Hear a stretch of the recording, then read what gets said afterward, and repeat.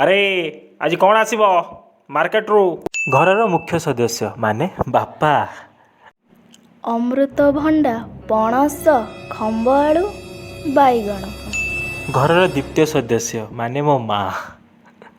Chicken chicken, ଇଏ ତ ମୁଖ୍ୟ ହିରୋ ମାନେ ମୁଁ। ଗୁଲାବ ଜଲ, ମ୍ୟାଗି।